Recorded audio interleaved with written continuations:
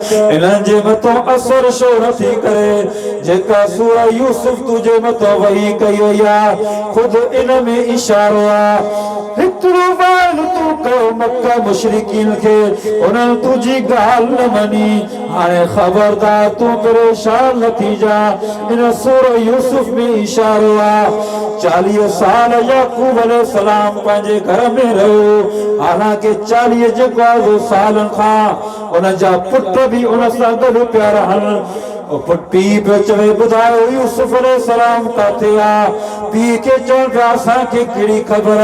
यूसुफ जो तज़किरो छॾे ॾे, यूसुफ जो तज़किरो छॾे ॾे, यूसुफ जो तज़किरो छॾे ॾे। चए थो मां न छॾींदुमि। 40 साल कूड़ ॻाल्हाईंदा रहिया।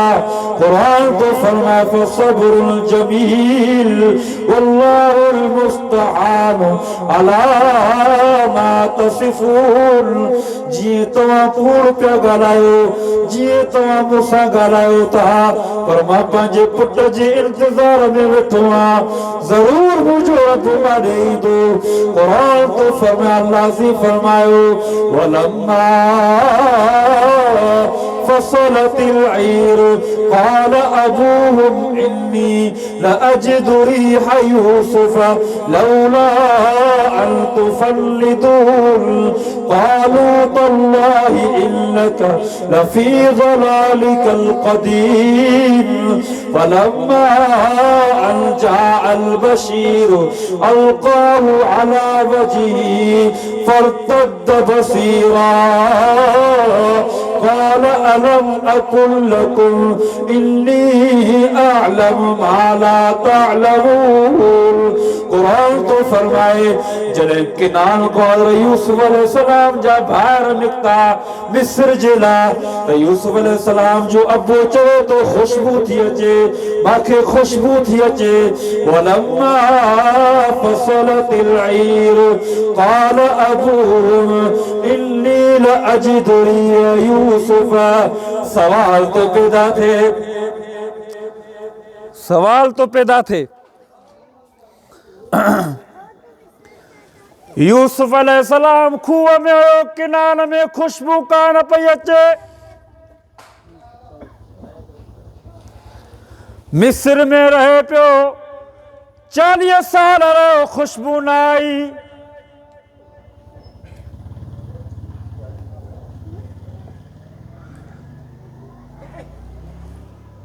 मिस्र में बादशाही पियो करे उतो खुशबू कोन पई अचे। अॼु खुशबू थी अचे। अब्बा तव्हां परली घुमराई में हलिया विया हो। क़ुरान तो फरमाए अल्लाह जी फरमायो मौजज़ो नबियनि जे हथ में न हूंदो आहे। मौजज़ो अॼोके दौर में चवनि था पीर बि मौजज़ा ॾेखारींदा हल, कब्रुनि वारा भी मौजज़ा ॾेखारींदा आहिनि, झंडनि कंडनि वारा न। मौजज़ो नबियनि जे मथां अल्लाह पाण जंहिंमहिल बि ज़ाहिर करे, नबी पाण बि मौजज़ो न ज़ाहिर कंदो आहे। मौजज़ो बि अल्लाह जे हुकुम सां थींदो अथव। मौजज़ो नबी सल्लल्लाहु अलैहि वसल्लम इन अशद आंगुर के चंड जे तरफ इशारो कयो। चंड में टुकड़ा थी पियो। नबी सल्लल्लाहु अलैहि वसल्लम जेको आहे पाण जॾहिं हुकुम इशारो जो फरमायो अल्लाह से उन आंगुर में मौजज़ो ज़ाहिर कयो जो चंड में टुकड़ा थियो। नबियनि जे हथ ते मौजज़ो अल्लाह पाण ज़ाहिर कंदो आहे। ऐं जेका आयत मां क़ुरान मजीद जी पढ़ी आहे अल्लाह से फरमाए इन्ना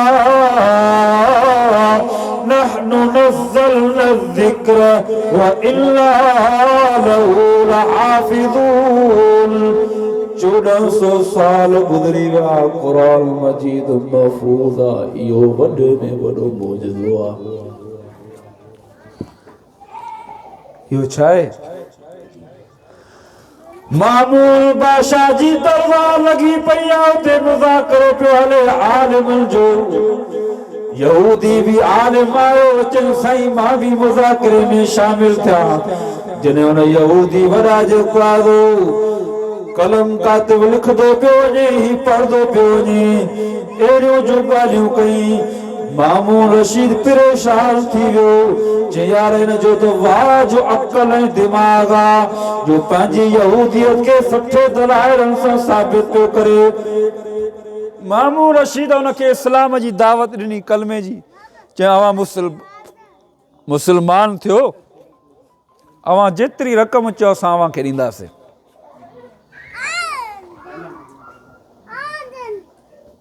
चवंदो साईं मां मुस्लमान न थींदो।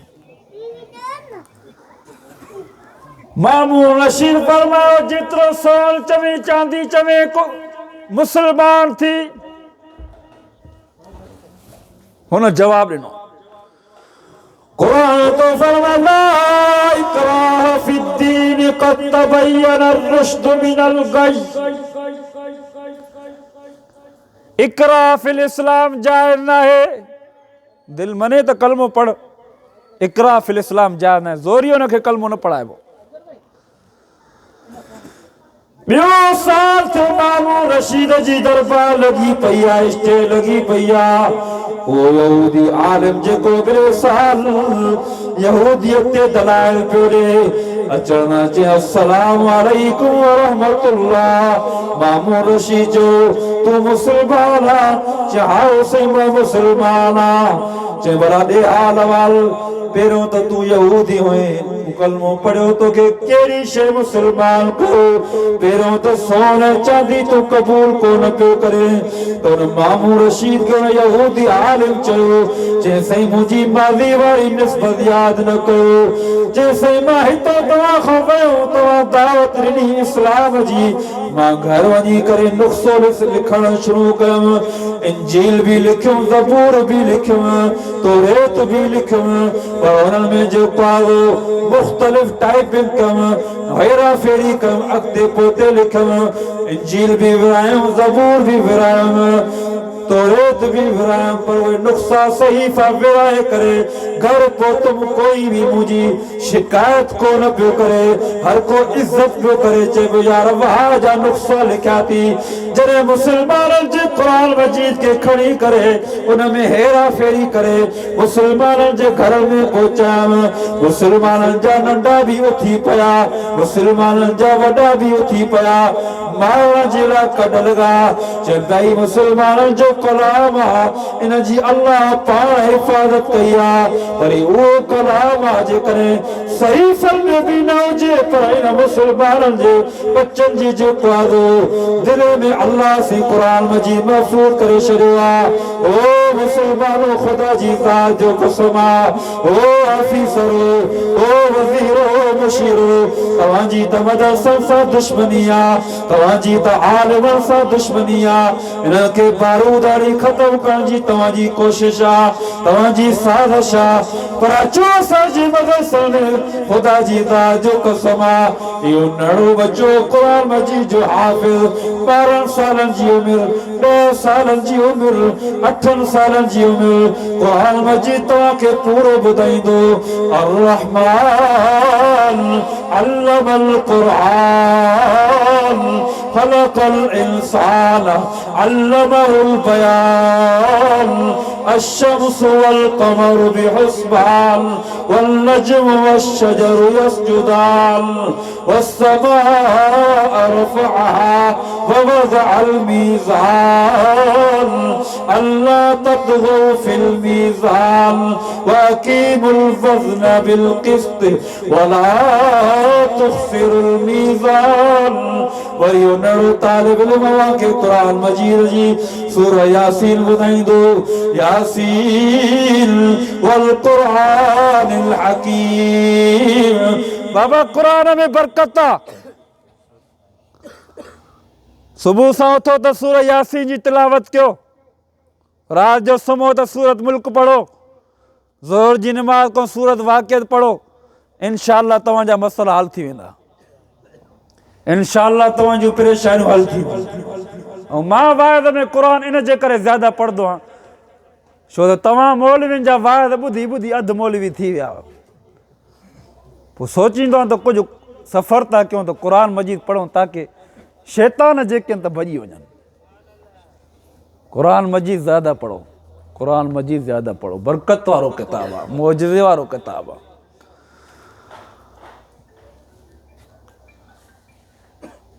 तो कुरान मजीद जी रब पाण हिफ़ाज़त कई। हाणे अचूं था ॿी ॻाल्हि ते, हाणे अचूं था कुरान तो फरमाया, अल्लाह से फरमायो, या अय्युहर रसूल बल्लिग मा उन्ज़िला इलैका मिर रब्बिक फ़इन लम तफ़अल फ़मा बल्लग़ता रिसालतह वल्लाहु यासिमुका मिनन्नास।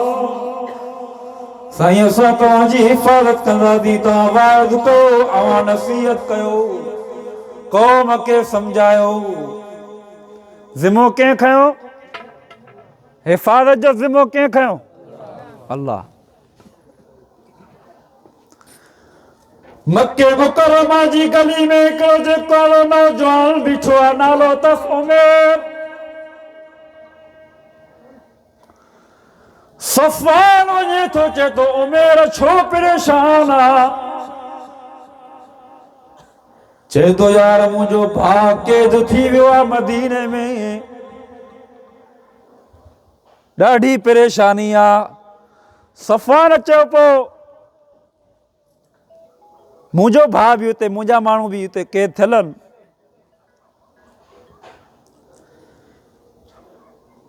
चए पियो वञ उनखे मोहम्मद मुस्तफ़ा खे क़त्ल करे अच।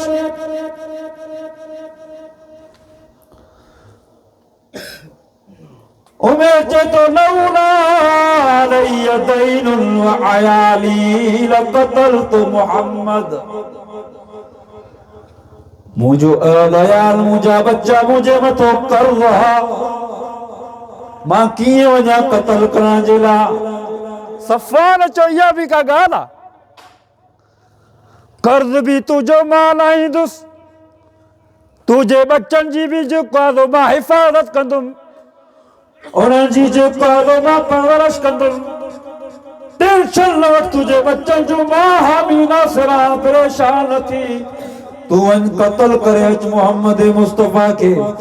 उमर चवे थो जेको आहे जेकॾहिं तूं चवी थो त वञ, मां वञा बि सही, थी सघे मां उते मारियो वञा, थी सघे मां उते मां जो मारियो वञा। त सफ़वान चयो पोइ बि परवाह न कजां, मां पंहिंजे बच्चनि खे वसियत कंदुमि तुंहिंजे घर जी कंदा। उमर चयो जेकॾहिं तूं मरी वञे पोइ मुंहिंजे बच्चनि जो छा थींदो?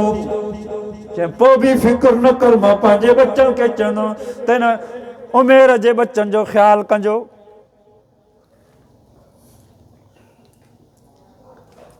चए अच्छा ठीकु आहे। हलिया घर वठी करे उन चट्टान ते विहारियसि, चट्टान ते विहारे करे चए ते वे। अंदर वियो, तलवार खणी आयो, तलवार खणी करे उन उमर खे नहीं चई वठ तलवार, इन सां मोहम्मद मुस्तफ़ा के क़त्ल कजा। अल्लाह अकबर। जीअं जो उमर उथियो, सफ़वान जो बी खबरदार, तलवार वठी करे उन तलवार जे मथो ज़हर हई, ज़हर हणी करे चाणे वठो हिकु चकर बीजे करे नबी साईं जे मथो वार कई। मोहम्मद मुस्तफ़ा के लॻण खां बाद में ज़हर अंदर दाख़िल थी वेंदी, अल्लाह जो नबी प्यारो थी वेंदो पाणी। उमर चयो ठीकु आहे।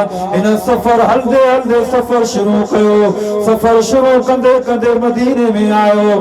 मस्जिद नबवी में नबी साईं जा सहाबा वेठा आहिनि, ही बि अच ते वेठो, चुप करे वेही रहो।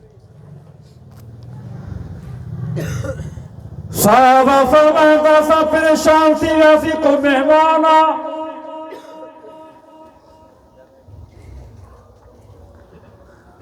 थोड़ी देर खां बाद में नबी सल्लल्लाहु अलैहि वसल्लम बाहर निकता।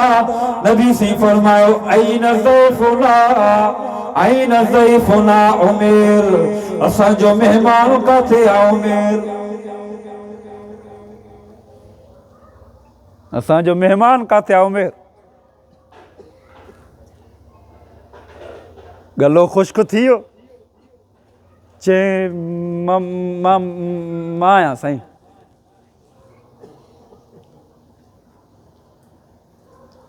साईं जन फरमायो पुट कीअं अचण थियो आहे मदीने? चईं 70 कैदी जेको आहे गिरफ़्तार हुन में मुंहिंजो भाउ आहे, हुन सां मुलाक़ात जे लाइ आयो आहियां। छा जे लाइ आयो? क़त्ल जे लाइ आयो न? नबी साईं फरमायो पुट तू पंहिंजे भाउ जे लाइ मुलाक़ात करण जे लाइ आयो आहे। जेके मुलाक़ात करण जे लाइ ईंदा आहिनि उहे पाण सां गॾु तलवार न खणी ईंदा। तलवार लिकल पोइ तलवार छो खणी आयो आहे? चयो साईं तलवार बि ईअं खणी आयो आहे। नबी साईं फरमायो पुट तोखां सवाल थो कयां कीअं आयो आहियां? चई तूं मां पंहिंजे भाउ सां मुलाक़ात जे लाइ आयो आहियां। वरी ॿियो सवाल कयूं पुट तूं चयो मां साईं भाउ सां मुलाक़ात लाइ आयो आहियां। मां तोखां पुछां कि तलवार छो खणी आयो आहियां? तूं चयो साईं तलवार बि मां ईअं खणी आयो आहियां।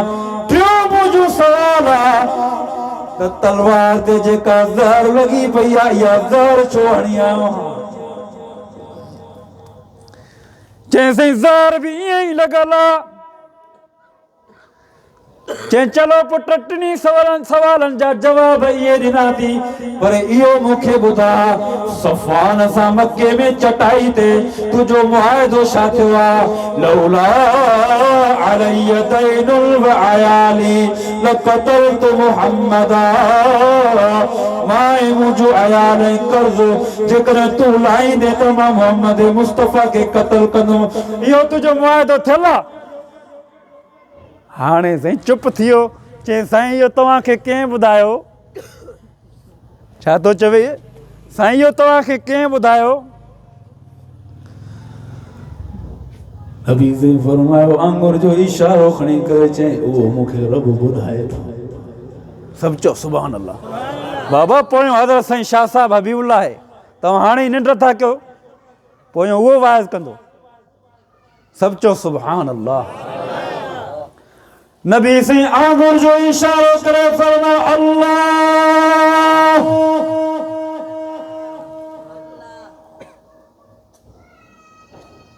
मूंखे उहो ई ॿुधाईंदो आहे जेको मां तव्हांखे ॿुधाईंदो आहे। उहो मुंहिंजे मथां वेही कंदो आहे, जिब्रील ईंदो आहे मूंखे ॿुधाईंदो आहे। मां तव्हां खां पुछां थो अल्लाह साईं पंहिंजे क़ुर जी नबी साईं जी हिफ़ाज़त कई आहे न कई? नबी सल्लल्लाहु अलैहि वसल्लम हिकिड़े वण जे हेठों आरामी आहे, गर्मी जी मौसम, बेखौफ थी करे तलवार उन वण में लटकाए छॾियऊं।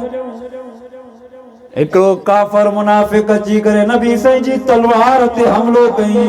तलवार हमलो करे तलवार ते नबी साईं खे चए थो मैं यासिमुक मिन्नी, ॿुधा तोखे केरु बचाईंदो मूंखां? नबी साईं आंगुर जो इशारो करे फरमायो यासिमुनी अल्लाह, मूंखे अल्लाह बचाईंदो। अल्लाह जे लफ़्ज़ में अल्लाह जा जेके ये लफ़्ज़ नबी साईं जी ज़बान मां निकिता, अल्लाह जे नाले जे निकिरण खां पोइ उहा तलवार हुन खां हेठि किरी पई। नबी साईं उहा तलवार खणी करे फरमायो पुट तोखे केरु बचाईंदो? तो यहूदी काफ़िर मुशरिक तो चए साईं तव्हां जो प्यारो भाउ बचाईंदो।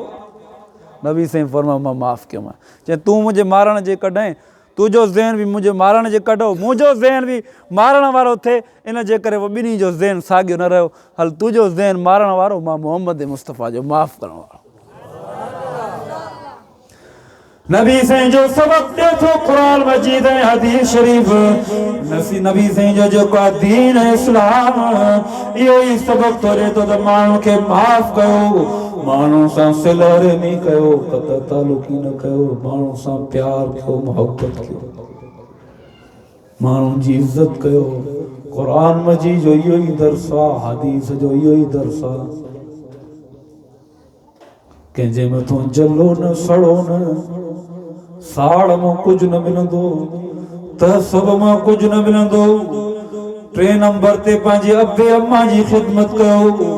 इन्हनि क़ुरान सां जेको चाहियो न, क़ुरान तो फरमाए अल्लाह। बाबा मां छा ॻाल्हियूं ॿुधायूं? 2 ॻाल्हियूं, हिकु किताबुल्लाह, ॿियो किताबुल्लाह जी बि अल्लाह हिफ़ाज़त कई, नबी साईं जी बि। ऐं किताबुल्लाह में जे अहकाम आहिनि, जॾहिं किताबुल्लाह महफ़ूज़ त उहे अहकाम बि महफ़ूज़। हाणे अमल करणु असांजो कमु आहे, अमल करणु। कुरान मजीद में अल्लाह से फरमा वक़ज़ा रब्बुक अल्ला ताबुदू इल्ला इय्याह व बिल वालिदैनि इहसाना इम्मा यबलुगन्ना इंदकल किबर अहदुहुमा औ किलाहुमा फला तकुल लहुमा उफ़्फिन वला तन्हरहुमा वकुल लहुमा क़ौलन करीमा। 15 सिपारा सूरत बनी इसराइल तो पढ़ा। अल्लाह से फरमा मुझो फैसलो है, मुझी जो पारो सर्टिफिकेट दे या दस्तखत थी चुकी है। मुझी इबादत कयो, वहदानियत वाखाण मुझी बयान कयो, सजदो मुझो कयो, हमद मुझो कयो, रुकू मुझो कयो, तस्बीह मुझी जो पारो बयान कयो, नजरो नियाज मुझे नाले ते कयो, बास मुझी बासो। 2 नंबर ते अल्लाह से फरमायो इताअत मोहम्मद मुस्तफा जी कयो। 3 नंबर ते अल्लाह से फरमायो उन खां पोइ बि जेकॾहिं तव्हांखे आहे वक़्त त उन्हनि में अबे अम्मा जी ख़िदमत कयो, अबे अम्मा खे सहारायो, उन्हनि जी जेको आहे ख़िदमत कयो, जन्नत मिलंदव।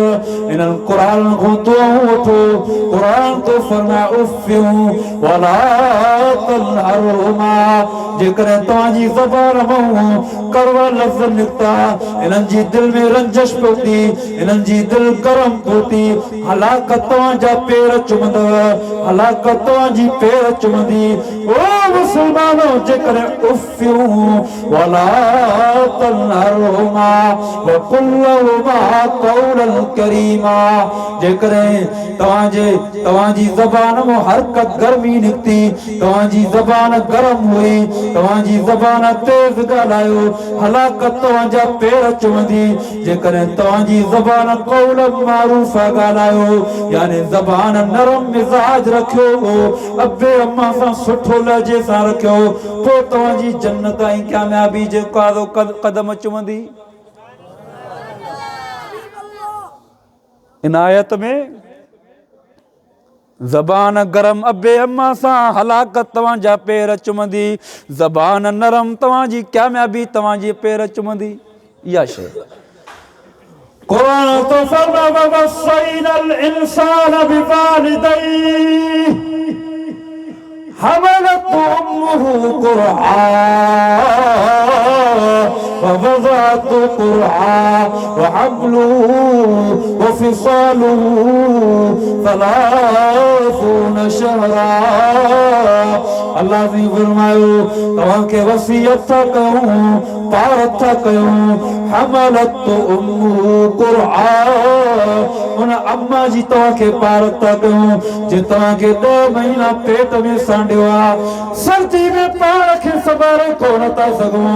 सर्दी में जेकॾहिं गर्मी में हिकिड़ो नणो जेको आहे हिकिड़ो बूंद कणक जे दाणे खां बि नंढो, हिकिड़ो जव जे दाणे खां बि नंढो, गुर्दे में पथरी पैदा पई थिए, वेहणो कोन थियो ॾेसि, अस्पताल में दाख़िल पिया करायूं, तकलीफ़ मथो तकलीफ़।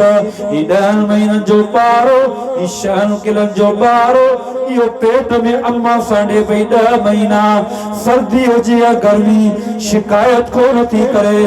आसमान वारे रब ने तके करे चवे थी ओ मुंहिंजा सुहिणा अल्लाह, हिन पेट में जेको बच्चो आहे हिनखे साले कजां, ख़ुशि पई थिए, हिन घुमे बि जेको आहे नरमी सां पई त मुंहिंजे बच्चे खे नुक़सानु न पियो थिए, न थिए। बाज़ार बि कोन पई वञे, मिटनि माइटनि ॾे बि कोन पई वञे, अम्मा ॾे बि कोन पई वञे। अम्मा कुराड़ी चए भई पुट अच घुमी वञ, चए थी न अम्मा मूंखे ॿार आहे, हिनखे सांडियूं पई वञा, पाण खे तकलीफ़ न थी ॾियां, वॾा मुंहिंजे बच्चे खे तकलीफ़ अचे। ओ ज़ालिमो खुदा जी ज़ात जो कसम अॼु तव्हांजी उमिरि 10 साल 15 साल 30 साल 35 साल इन कुरारी अम्मा सां पियो उचाई इन कुरारे अबे सां पियो उचाई इन माण्हुनि जे लाइ पादर पिसिया पिया अथव जीअं वेंदा पादर इन्हनि जो इस्तक़बाल कंदा मां नथो चवां नबी से फरमायो जे अबे अम्मा सां उचायो इन पंहिंजी दुनिया बि बर्बाद कई आख़िरत बि बर्बाद कई। बाबा ही जलसो मरूमन जी यादि में आहे न मां 3 सालनि खां हिते अचां थो वाइज़ कयां थो जेके वीचारा कुराड़ा असां सां मोहबत कंदा आहिनि हुया हाणे बि आहिनि साईं सैफुल्ला जो वालिद साहिबु आहे हुनजो चाचो आहे ॾाढी मोहबत कंदा साईं सिकंदर साहिबु अलाह सां हयाती ॾे असांखां वॾा आहिनि उमिरि में इल्म में ॾाढियूं अछियूं थियनि मोहबत ईअं कंदा आहिनि असां बि चवंदा आहियूं इन्हनि जो प्यारु वॾनि जो प्यारु वॾो आहे वॾनि जो प्यारु वॾो आहे सो हिन जे करे वाइदो कयो वाइद बाबा कल्ह खां वठी मां सफ़र में ख़ुदा जी ज़ात जो कसम आहे 17 घंटा पूरा सफ़र कयो आहे 17 घंटा पूरा मुसलसल सफ़र कयो आहे इहो 17 घंटा जो मां तकलीफ़ कई आहे त मुंहिंजो मक़सदु छा आहे मुंहिंजो मक़सदु इहो ई आहे त जेका तव्हांखे सबक़ु यादि थी वञे जीअं को उस्ताद कारी साहब पंहिंजे शागिर्दनि खे सबक़ु पढ़ाईंदो आहे अलिफ बा ता कंहिं महिल क़ुर मजीद जो सबक़ु उस्ताद चवंदो आहे मुंहिंजे शागिर्दनि खे सबक़ु यादि थी वञे ख़ुदा जी ज़ात जो कसम आहे मुंहिंजी नियत बि आई आहे त तव्हांखे इहो सबक़ु यादि थी वञे किताबुल्लाह सुन्नत रसूला वालिदनि जी ख़िदमत इहो सबक़ु आहे हिन ते अमल कंदव न हिन ते अमल कयो अलाह से को दुआ आहे अल्लाह ताला अव्हांखे अमल जी तौफ़ीक़ ॾींदो अल्लाह से अव्हांखे अमल जी तौफ़ीक़ ॾींदो बाक़ी ख़बर न आहे ज़िंदगी केतिरी ज़िंदगी कंहिंखे पतो आहे पुछूं क़ुर खां पुछूं कुरान तो फरमाया अल्लाह जी फरमायो कुल्लु यालमु मन फिस समावाति वल अर्दिल गैब इल्लल्लाह व मा यशऊन अय्याना युबअसून अल्लाह जी फरमायो ओ मुंहिंजा सोना मोहम्मद मुस्तफ़ा हिननि खे ॿुधा त जेको आहे इहे क़ब्र में कॾहिं सुम्हंदा उथंदा कॾहिं वमा यशऊन अय्याना युबअसून कंहिंखे पतो ई न आहे। हज़रत इमाम मालिक रहमतुल्लाह अलैह वॾो इमाम हो इमाम मालिक खे पंहिंजे शागिर्दनि चयो साईं हज जी मौसम हज ते हलूं इमाम मालिक जो न बाबा मुंहिंजी ज़िंदगी पूरी मदीने में गुज़री वञे इन मदीने में मां इन जे करे ॿाहिरि नथो निकिरां जंहिंजे नबी साईं फरमायो जंहिंजो मौत मदीने में थियो अल्लाह जो नबी क़यामत जे ॾींहुं हुनजी सिफारिश कंदो इन जे करे इमाम मालिक तो फरमाए इन जे करे मदीने मां ॿाहिरि नथो निकिरां ताकि मौत मुंहिंजो हिते थिए ॿुधो विंदुर जा मुसलमानो ख़ुदा जी ज़ात जो कसम आहे इमाम मालिक उन मस्जिद सां नबी सां मोहब्बत कंदे उते ई सुम्ही पियो ख्वाब में नबी साईं जी ज़ियारत नबी साईं फरमायो ओ इमाम मालिक छो परेशान आहे इमाम मालिक तो चवे साईं बैतुल्लाह ॾे वञण जे लाइ दिलि पई चवे हज करण जे लाइ दिलि पई चवे पर ओ साईं टाइम मिले ई नथो हाँ साईं बैतुल्लाह ॾे वञण जे लाइ दिलि पई चवे पर मां चवां तो ईअं न थिए जो मां हलियो वञा मदीने खां ॿाहिरि मुंहिंजो मौत थी वञे हिन जे करे मां बैतुल्लाह ॾे नथो वञा साईं अव्हांखे ख़बर अव्हां ॿुधायो त मुंहिंजी उमिरि बाक़ी केतिरी बची आहे मुंहिंजी हयाती केतिरी बची आहे छा चएं ॻाल्हायो न सम्झ में न आई ॻाल्हि कुझु त ॻाल्हायो न हज़रत इमाम मालिक फरमाया तो मां मदीने जो आशिक मां चवां तो मदीने में मुंहिंजो मौत थे क्या मुझे ॾींहुं अल्लाह जो नबी सिफारिश करे हिन जे करे हज ते नथो वञा पर चङो साईं जन मुंहिंजे ख्वाब में आया मां साईं जन को पुछा तो क्या साईं मुंहिंजी हयाती केतिरी बची आहे बाक़ी साईं जन पंजन आंगुरनि जो इशारो करे फरमायो हीअं इशारो कयो जवाब न ॾिनो हज़रत इमाम मालिक सुबुह सां थियो शागिर्द खे चए वञ अल्लामा इब्न सीरीन रहमतुल्लाह अलैहि वटि ताबईं साहबा जो शागिर्द आहे हुन खां ख्वाब जी ताबीर पुछी अच अल्लामा इब्न सीरीन रहमतुल्लाह अलैहि फरमायो यो ख्वाब के बड़े शख्स इमाम आलिम बुजुर्ग इमाम मालिक ही दुआ बियो त न आहे इमाम मालिक फरमायो शागिर्द खे चे मुंहिंजो नालो ज़ाहिर न कजां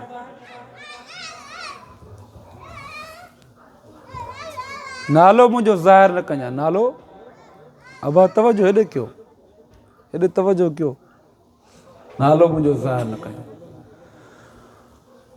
तो हुन शागिर्द चयो सही नालो ज़ाहिर कोन कंदुमि अवां ख्वाब जी ताबीर ॿुधायो अल्लामा इब्न सीरीन रहमतुल्लाह अलैहि फरमायो उनखे वठी अच जीअं ख्वाब लधो आहे पाण ख्वाब ॿुधाए मां उनखे ख्वाब जी ताबीर ॿुधाईंदुसि हज़रत इमाम मालिक रहमतुल्लाह अलैहि आयो अल्लामा इब्न सीरीन रहमतुल्लाह अलैहि वटि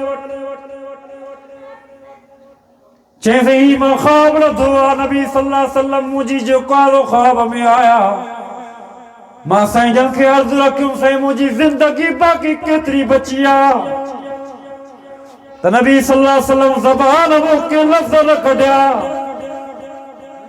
साईं जन ये पंजन आंगुरनि जो इशारो करे फरमायो जवाब कोन ॾिनो अल्लामा इब्न सीरीन रहमतुल्लाह अलैहि फरमायो ओ इमाम मालिक नबी से उन कुरान मजीद जी आयत दी इशारो करे फरमायो इन्नल्लाह इंदहु इल्मुस साअह व युनज़्ज़िलुल गैस व यअलमु मा फिल अरहाम व मा तदरी नफ्सुम माज़ा तक्सिबु गदा व मा तदरी नफ्सुम बिअय्यि अर्ज़िन तमूत इल्मुस साअह क़यामत जो इल्म व युनज़्ज़िलुल गैस बारिश जो इल्म व यअलमु मा फिल अरहाम रहमन जो इल्म मादा आया उनसा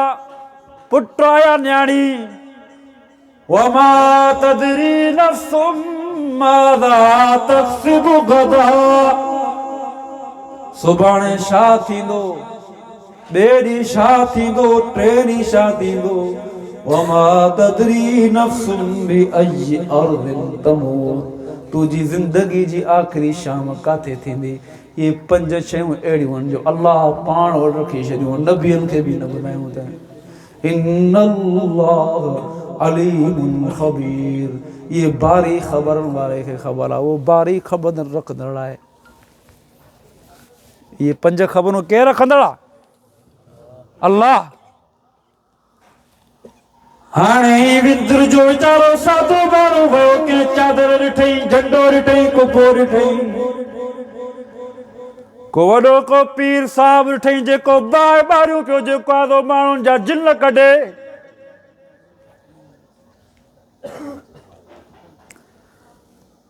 जिब्राईल ऐं इज़राईल ऐं मीकाईल ऐं इसराफील जा नाला बदने ते लिखी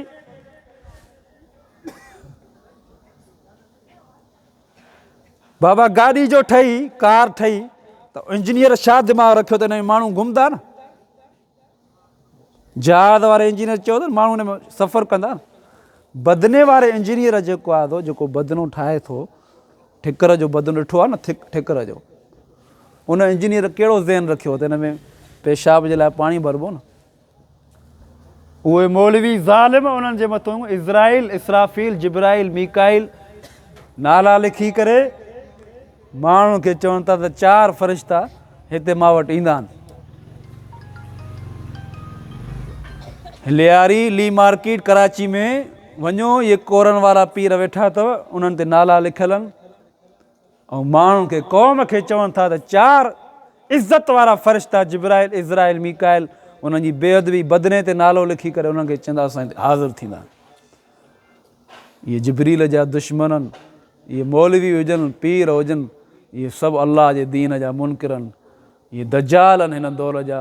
इन जे करे क़ुर मजीद पढ़ो, इंशाअल्लाह सभिनि मर्दनि खां शिफ़ायाब थींदो।